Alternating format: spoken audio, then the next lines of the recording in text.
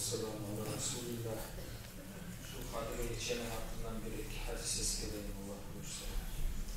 Bu hali Ramazan ayında haftaki 10 gecesinde bu Laylatul Kadir gece var da o uzun ve etkilegen kadar yakışılıp 1000 aydan arttı. Abu Darbi'nin ashaba radıyallahu anh bu Peygamberimizin sallallahu aleyhi ve sellem bir yoldaşı oldu. Şu Kadir geçeni hakkından eskerdiğin zamanda Peygamberimiz şu akteki o geçeni içinde kendine ayetlerine Abu Darbi'den ben sorama başladım diye Peygamber sallallahu aleyhi ve sellem. Aysi geçerdi şu belgili etti. Şulay aktarak durur, bulay hattan ozup bek baktı kuyuya aktardım diye Peygamber'e. O zaman Peygamber sallallahu aleyhi ve sellem bek açılandı diye bana. Gift de maaş olarak açılanmaga neydi? Şulay izni yok, şunu aytmaga da baktı diye. Var şu aytmayganında Peygamberimiz sallallahu aleyhi ve sellem mana var. Onu biz eskerip ketken edik aldığı gibi var. Şulay şunu talep etip, aktarıp Müslüman adamlar şulay ayrılıkta şu akteki o geçege dolayı ahamiyet verip ibadatla meşgul oldular.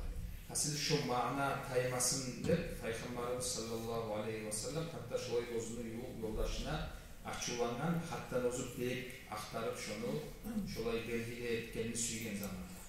Bu seyalda bulay kop söyleyigerler olur falan geçedir. Halim bana şu hadisini anlagan son dağı aktarmaz atıyor. Onu belgili etip olagan adam diyor. Onu Peygamberimiz sallallahu aleyhi ve sellem eskergen gibi şu akteki 10 geçede birisidir Gaysın Musa'da. İkinci hadiste bunu Bukhari rivayet etti. Muhtaşkan hadis. Peygamberimiz sallallahu aleyhi ve sellem şulay bir yıl Ramazan'a şulay Kadir geçeni belgili etme süygen oldu. Ashabalara bildirteyim, aytayım deyip şulay cihilgen yerde ashabalardan ikisi şulay arasında söz bulup erişip oldu. O zaman Peygamber Ekrem sallallahu aleyhi ve sellem şulay ben sizge bildirtmege süygenedim. Hali talan adamla erişti. Şu sebepten hali şu izni göterildi degen. Aslında aytma ihtiyar yok hali degen. Bu sebeple bu hadisten alan zat arkadaşlar Kadir geçeden pay söyleyen adam buna şunda eskerilingen yürek buzmak, erişmek, söz etmek ona şulay zattan saklanmak etmek. Onun kutsuzluğu yalnız o iki adam yaptıydı. Onun negi bar da Müslümanlar yaratıydı. Olar sebep olup başkaları da mahrum aldı bilmedi. Bulay başka Müslümanlara tiymese de ne çıktı hali şu iki adam şulay şu hadisinde anlar, şulay zatlara ahamiyet vermese, şu işlerini yürütse o zok da Allah'ın oğluna barzat ama tek yakşı kuyuda mahrum almaga sebep şunda.